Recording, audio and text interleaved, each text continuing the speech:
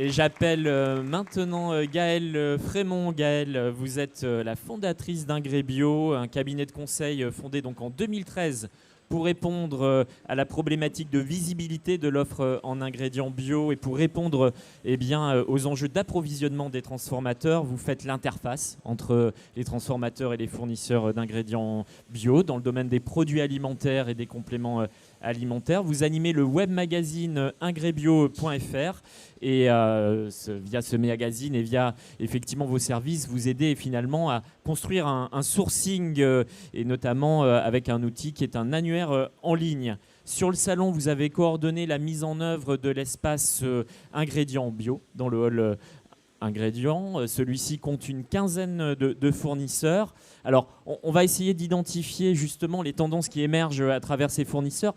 Mais avant, je ne peux pas m'empêcher de faire le lien avec la présentation de Madrigal. Au fond, on a décrit un contexte inflationniste, voilà, 2 ans de Covid, maintenant une situation internationale extrêmement grave.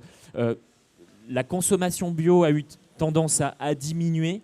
Pour autant, est-ce que, de votre point de vue, des arguments font écho à cette situation et sont pertinents pour effectivement convaincre les consommateurs? Gaëlle.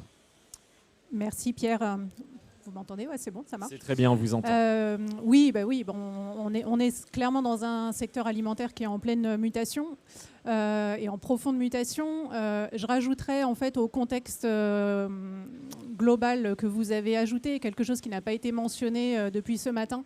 Mais c'est aussi les enjeux environnementaux très très forts. Ça a un petit peu échappé à la presse ces derniers jours, mais le dernier rapport du GIEC est sorti lundi dernier avec encore des conclusions assez édifiantes qui fait qu'aujourd'hui, oui en effet, il faut faire avec les contraintes de pouvoir d'achat, mais on n'a surtout pas le choix en fait que de tous se mobiliser pour consommer mieux et plus durable.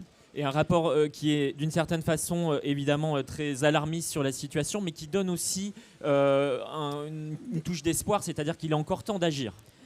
C'est ça, avec en plus des idées de leviers et des analyses des leviers qui fonctionnent plus ou moins les uns les autres. Moi, ce que je pourrais dire sur le bio et sur la filière bio, c'est que... Alors, on fête cette année en fait, les 50 ans de IFOAM International. IFOAM International, c'est l'organisme parapluie, on va dire, de la bio dans le monde. Donc la filière bio a amorcé le virage de la transition alimentaire il y a déjà 50 ans. Aujourd'hui, on voit clairement que l'agriculture biologique prend tout son sens pour répondre aux enjeux très forts environnementaux et sociétaux qu'on rencontre.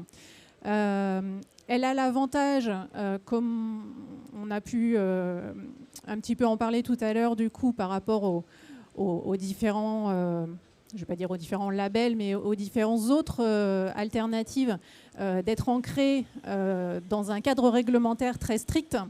Et c'est la seule alternative aujourd'hui qui a un cadre aussi strict, en plus de la réglementation agroalimentaire générale. Le problème aujourd'hui, c'est que le cadre et la réglementation n'évolue pas assez vite en fait vis-à-vis des enjeux. Donc on est obligé d'aller plus loin encore que le cadre réglementaire, même si c'est déjà un socle de base intéressant. Mais je pense notamment sur toutes les questions sociétales. Le règlement bio n'inclut pas aujourd'hui assez ces critères, par exemple. Donc moi, ce que j'avais envie de vous montrer justement par les tendances, et j'ai essayé d'en sélectionner 5 majeures, c'était de vous montrer justement comment les acteurs du secteur des ingrédients alimentaires, puisque c'est vraiment notre domaine, travaillent sur ces axes pour aller encore plus loin que le règlement bio. Eh bien d'accord Gaëlle, alors allons-y, quelles sont ces tendances ? Alors la première que j'aime bien citer toujours en premier, ça permet aussi de replacer l'évolution du secteur des ingrédients dans les filières bio. C'est l'évolution d'une offre de plus en plus fonctionnelle et pratique, puisque vous êtes tous des professionnels de l'agroalimentaire et vous attendez aussi des ingrédients, des fonctionnalités particulières. Et il y a encore 10 ans, c'est pas si longtemps que ça, mais il y a encore 10 ans, quand on parlait d'ingrédients bio, on était souvent limité par des fonctionnalités quand on allait sur certains ingrédients, type des agents de texture ou des arômes, des choses comme ça, où on avait une offre bio qui était très limitée, c'est-à-dire qu'un fournisseur qui avait une dizaine de références fonctionnelles dans sa gamme conventionnelle. Il en avait une en bio, et puis pour toutes les applications bio, on était obligé de faire avec. Aujourd'hui, clairement, c'est plus du tout le cas. On a une offre qui s'est développée, que ça soit dans des mix fonctionnels, par exemple, pour les glaciers, les boulangers, etc. Que ça soit dans les alternatives aussi clean label, dans le domaine des fibres alimentaires, par exemple, des farines fonctionnelles, etc. Là, la réglementation sur les arômes a grandement changé avec le nouveau règlement bio au 1er janvier 2022, ce qui fait qu'on a une évolution également assez forte dans le domaine des arômes. En un mot, Gaëlle, c'est quoi cette évolution sur les arômes Sur les bio? arômes, alors on a trois critères principaux, enfin trois facteurs principaux qui viennent chambouler un petit peu la donne. D'une part, seuls les arômes naturels d'œufs sont autorisés maintenant en bio, alors qu'avant on pouvait utiliser des arômes naturels tout court, ce qu'on appelle les arômes naturels tout court. Donc arôme naturel 2, c'est 95% de la matière première source. Issue du fameux X, du fruit ou de la matière principale. L'autre fait, c'est qu'on a une définition maintenant officielle qui a été éditée par le règlement de ce que c'est qu'un arôme biologique, ce qui n'était pas le cas avant, enfin en tout cas pas de manière homogène au niveau européen. Et le troisième point, c'est que les arômes comptent maintenant dans le décompte des ingrédients bio de la formule, des ingrédients agricoles. C'est-à-dire que lorsqu'un transformateur calcule sur sa formule le pourcentage d'ingrédients agricoles biologiques pour atteindre les 95%, il doit dorénavant compter les arômes. Donc, ce qui laisse moins de marge aux ingrédients non bio. Donc effectivement une évolution réglementaire pour le coup qui a fait évoluer le marché. Qui a fait beaucoup évoluer le secteur. Ouais. Et si on revient donc à la tendance fonctionnalité, pour résumer, on est passé en quelques années d'une offre très tournée vers des ingrédients bruts, basiques voilà. Et désormais une offre plus diverse. Et c'est vrai que sur le salon, on voit des mix en fait, tout simplement. Des mix, il y a aussi dans le domaine des protéines végétales également. On voit se développer, c'est la photo que j'avais choisie, ce qu'on appelle les protéines texturées pour augmenter aussi l'offre de protéines, de produits alternatifs végétaux. Et je voulais dire aussi un dernier mot sur le secteur nutraceutique, d'ailleurs, dans ce domaine-là, parce que aussi dans le domaine nutraceutique, on a vu l'offre en ingrédients et en actifs se diversifier et avec une offre montée en gamme. D'une part, en termes d'efficacité, avec maintenant des fournisseurs qui développent d'office leur gamme en bio et du coup mènent les études cliniques directement sur les actifs en bio. Et puis d'autre part un développement aussi d'ingrédients naturels, notamment je pense aux vitamines et minéraux par exemple, qui offrent des alternatives de plus en plus aux ingrédients plutôt synthétiques, quoi. Gaëlle, c'est vu pour la tendance fonctionnalité, praticité. Deuxième tendance. Alors la deuxième tendance, et on a déjà un petit peu abordé ce matin, c'est la question des filières et de l'origine des matières premières, des ingrédients. On voit clairement que les travaux qui ont été initiés ces dernières années par les acteurs bio sur la structuration des filières commencent à porter leurs fruits. On a vu aussi quels avantages ça pouvait avoir dans des périodes de crise, même si ça ne résout pas tout, on est d'accord, mais les contractualisations de longue durée, les partenariats de longue durée sont quand même un gage de sécurité lorsqu'on veut s'approvisionner en bio. Donc plus de transparence également sur l'origine, donc des choses qui peuvent également apporter des arguments marketing, comme le disait la précédente interlocutrice, c'est important. Et puis, alors, sans aller forcément jusqu'à la blockchain au niveau de transparence, parce que ça reste encore des outils compliqués à développer, on le voit, on commence à voir les prémices, mais sur les filières bio où les volumes sont inférieurs, on va dire, ça reste encore compliqué à déployer. Mais du coup, c'est vrai que le fait de travailler avec des partenariats forts permet une grande transparence sur les problèmes, sur les filières. Je voulais juste insister en fait sur cette notion de filière et d'origine, parce que du coup, on parle forcément à ce moment-là de localité, de relocalisation. On l'a vu ce matin, Sophie a parlé d'une distance de 100 km dans le local. Moi, quand je parle d'origine et de filière, en fait, je ne parle pas seulement de filière française, je parle de filières partout dans le monde. Le bio se développe partout dans le monde et c'est important aussi de soutenir les filières, les belles filières, on va dire, entre guillemets, qui se développent. Et j'aime beaucoup la définition en fait, qu'avait donnée François Collard-Dutilleul, qui est un chercheur dans le domaine du droit alimentaire, lors des assises du commerce équitable, où il définissait en fait la relocalisation plutôt par le sens de redonner un lieu ou une origine en fait à la matière première et à ce que l'on mange du coup. Et donc nous on milite plutôt en fait pour cette valorisation des origines et souvent du coup des partenariats aussi durables qu'il y a, que ça soit en France ou ailleurs dans le monde, dans cette notion de communication sur les filières. Un lien au territoire et surtout aux producteurs et aux hommes qui font ça, et les une matières connaissance premières. de ça. Troisième tendance, Gaëlle, la biodiversité. Alors la biodiversité, évidemment, c'est aussi incontournable face aux enjeux qui nous guettent. J'y vois, moi, deux axes de développement différents, en fait, quand je parle de biodiversité. D'une part, il y a tout un travail qui a été mené par certains acteurs depuis plusieurs années sur la valorisation des variétés anciennes. Ça fait partie de la biodiversité, en fait, de revaloriser, je pense notamment très fortement au travail ce qui est fait sur les blés anciens par certaines minoteries que vous trouverez sur le salon. Mais on voit aussi des transformateurs ou des fournisseurs qui s'engagent sur des variétés de tomates anciennes, des variétés de riz, etc., partout dans le monde. Donc c'est un axe de développement de revisiter ces variétés, puisque je ne me rappelle plus exactement les chiffres, hein, mais on voit qu'en fait on consomme en gros 3 grandes variétés principales, le blé, le maïs et le riz, je crois, alors qu'il en existe des centaines de variétés.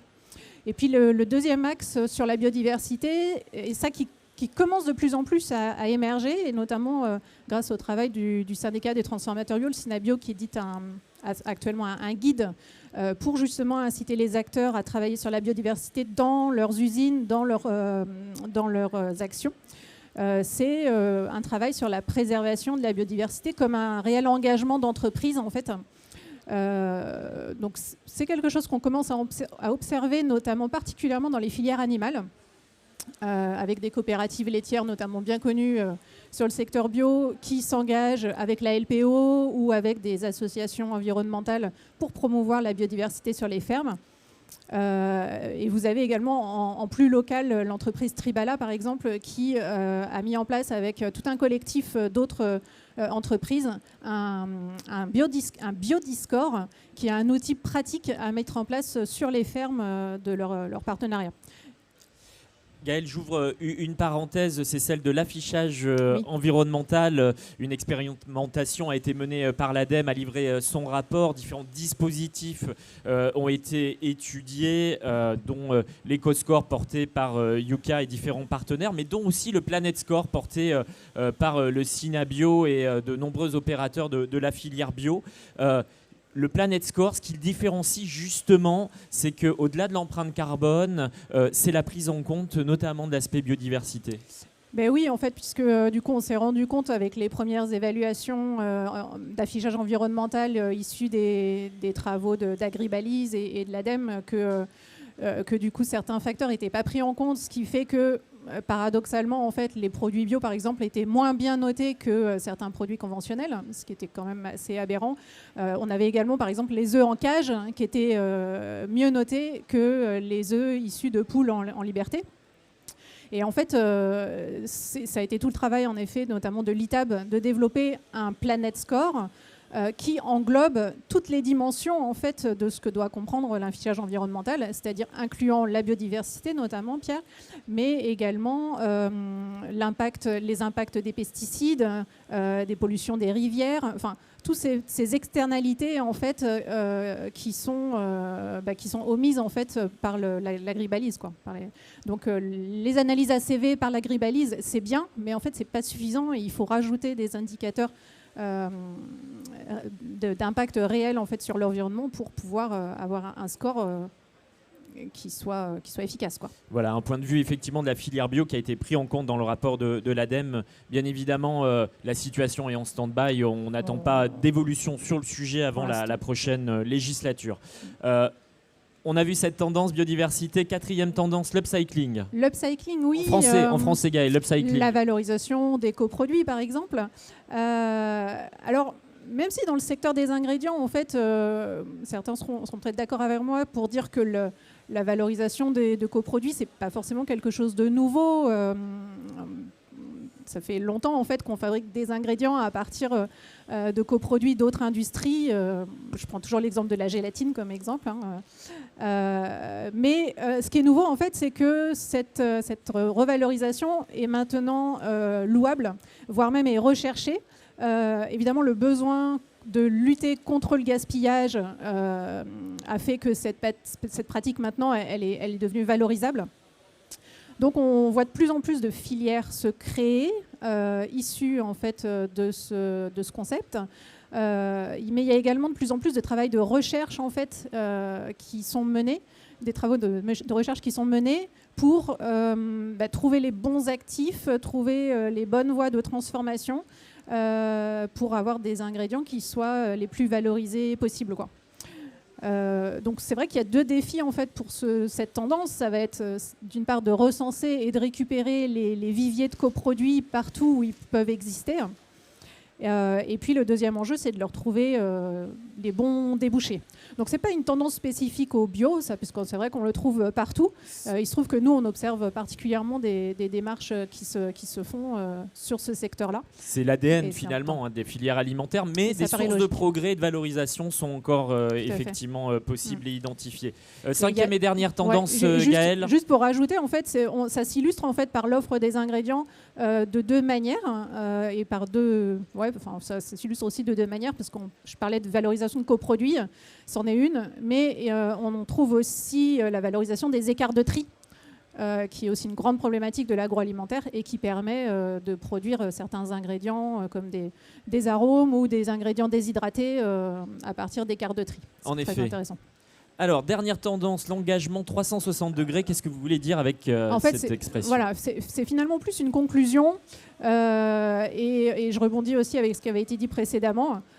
Aujourd'hui, on mesure l'engagement des acteurs pas seulement à juste un label bio sur un produit ou un affichage sur un stand qui représente peut-être 50% de l'activité de l'entreprise, mais on mesure l'engagement des produits à l'intégralité, en fait, à la globalité des missions qu'ils portent. Et il y a notamment le statut d'entreprise à mission, ça me fait penser, qui commence à être adopté par certaines entreprises également de la bio.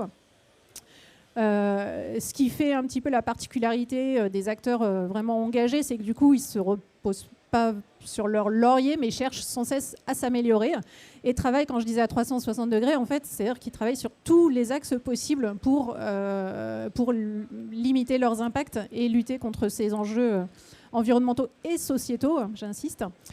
Donc ça peut être la lutte contre l'anti-gaspillage, comme on vient le voir, c'est le bien-être animal, c'est la biodiversité. J'en ai pas beaucoup parlé, mais évidemment, sous tout ça, il y a également le commerce équitable pour répondre notamment aux enjeux sociétaux. Et le commerce équitable, encore une fois, c'est pas seulement du commerce nord-sud ou dans les pays tiers, mais également du commerce équitable en France. Et ça, alors, presque trop nombreux labels commencent à se développer en France sur du commerce équitable France ou du bio-équitable France. On a également des acteurs qui s'engagent énormément dans l'agroforesterie, la préservation des forêts. C'est notamment le cas sur les acteurs du cacao, par exemple.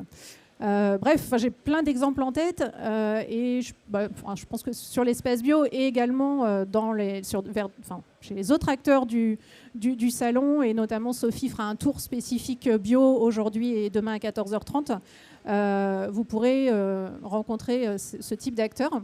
Certains sont engagés aussi pour compléter dans des labels RSE, par exemple, qui matérialisent justement leur engagement à 360 degrés. Merci Gaëlle, merci pour cette intervention. On peut l'applaudir. Merci. N'hésitez pas à vous manifester, c'est le moment des questions. Des questions peut-être sur le chat également. Y a-t-il des questions ? Sinon, moi j'ai une question. Je prends l'opportunité de la poser. Gaëlle, on a vu effectivement les différentes tendances identifiées, mais au fond, une question vraiment très actuelle, c'est la question de la structuration de son sourcing. Est-ce qu'il y a pour vous des leviers clés pour effectivement garantir l'absence de difficultés d'approvisionnement en ingrédients bio, quand on sait effectivement les difficultés que peuvent connaître les opérateurs.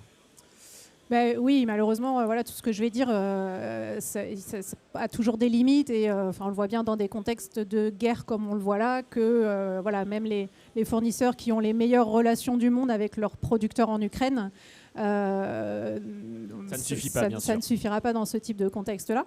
Mais ce qu'on voit et qui marche, encore une fois, comme je le disais tout à l'heure, c'est la mise en place de relations long terme, en fait, durables, engagées. Avec une contractualisation du coup pluriannuelle le plus souvent. On voit de plus en plus en fait aussi comment les acteurs s'engagent en amont, c'est-à-dire ils créent et structurent des filières en s'engageant même avant même qu'il y ait une demande générée éventuellement du produit. C'est-à-dire qu'on co-construit, la filière n'existe pas et on va la mettre en place. Donc les investissements se font, c'est pas le producteur qui porte l'intégralité des investissements. Les investissements peuvent être portés du coup par les acteurs transformateurs ou semi-transformateurs, que ça soit pour les pratiques agronomiques, mais aussi, et ça c'est intéressant aussi parce que ça c'est un peu plus récent, ce qu'on voit c'est aussi les investissements dans des structures de transformation locales. Puisque toujours dans l'idée du commerce équitable, l'idée c'est de garder la valeur aussi le plus sur place, et donc pas seulement d'importer de la matière première et de tout transformer chez nous, mais de donner la possibilité aussi aux populations localement de transformer leur matière première, donc en jus, en masse de cacao, et donc du coup d'exporter après un produit fini qui a du coup une valeur ajoutée plus forte pour eux, quoi. Exactement. Merci Gaëlle pour cette réponse. On peut l'applaudir à nouveau.